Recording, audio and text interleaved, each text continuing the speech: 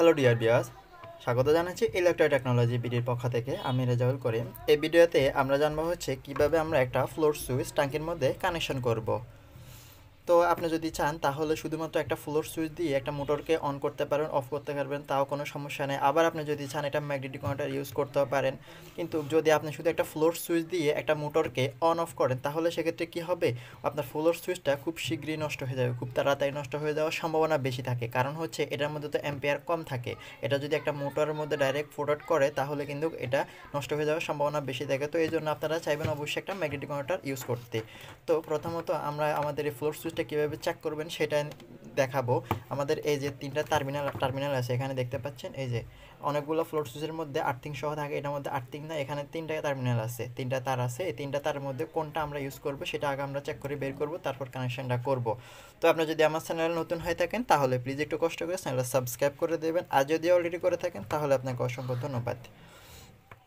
তো চলুন প্রথমত আমরা আমাদের এই ট্যাঙ্কের মধ্যে কিন্তু ফ্লোর সুইচটা ঠিক এই পজিশনে থাকবে। এই পজিশনে রাখি আমরা আমাদের এনসি প্রান্তটা বের করব। এখান থেকে যে দুটো এনসি প্রান্ত আছে ওই দুটো এনসি প্রান্ত বের করব।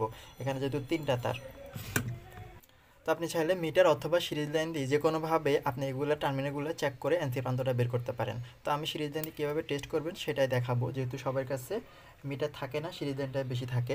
তো দেখুন এখানে তিনটা টার্মিনালের মধ্যে প্রথমত আমি এই ইউলোর সাথে আমি ব্লুটা ধরলাম, এই যে আমার এটা পাচ্ছে না।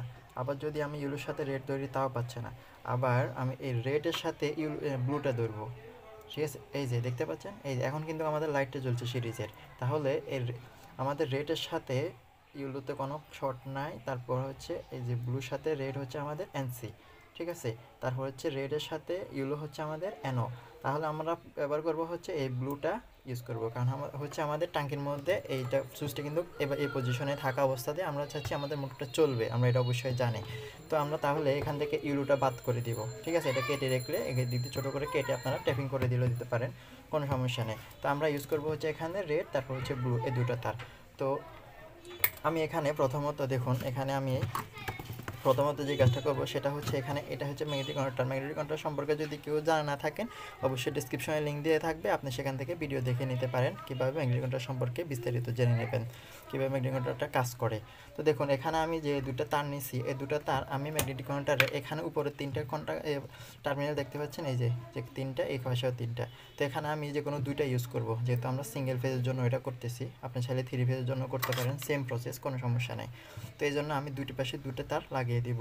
এই জন্য আমি দুটো শর্ট তার নিব। শর্ট তারগুলো কেমন কেন নিতেছি সেটা অবশ্যই আপনাদেরকে বলবো। ওকে, দেখুন আমি যে পাওয়ারটা নিচ্ছি, এর পাওয়ারটা আপনি যে কোনো থ্রি পিন প্লাগ থেকে অথবা কম্বাইন সকেট থেকে যে কোনো জায়গা থেকে এই পাওয়ারটা নিতে পারেন, কোনো সমস্যা নেই। নিউট্রাল এবং কি ফেজ এই দুটো তার আপনি নিয়ে আসি এখানে লাগাবেন। লাগানোর পরে আমি দুটো শর্ট তার বের করছি। এই দেখুন শর্ট তারের মধ্যে আমরা জানি ম্যাগনেটিক কন্ট্রোলের কয়েল থাকে, হচ্ছে কয়েলের পাশে A1 A2 থাকে, ঠিক আছে।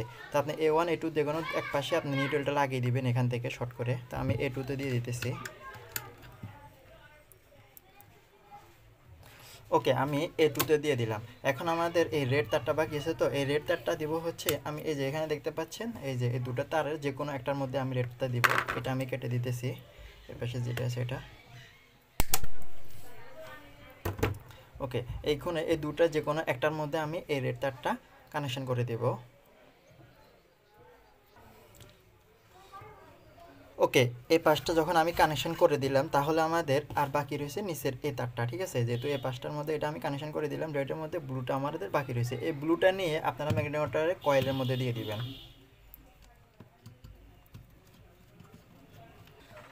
ওকে, আমি ব্লুটা ম্যাগনেটিক কন্ট্রোলের কয়েলের মধ্যে দিয়ে দিছি। আমাদের এই মুহূর্তে কানেকশনটা কি ওকে হয়ে গেছে। ধরুন এই পাশে আমি এখনও মোটরটা কিন্তু লাগাইনি। মোটরের জন্য আমি এখানে বাল্ব নিছি, এই বাল্বটা এখানে আমি মোটর হিসাবে ইউজ করতেছি, ঠিক আছে। এই বাল্বে যে দুটো তার আছে, এই যে একটা হচ্ছে রেড, একটা হচ্ছে নিউট্রাল, ঠিক আছে। এই দুটো আমরা দুই পাশে লাগিয়ে দিব।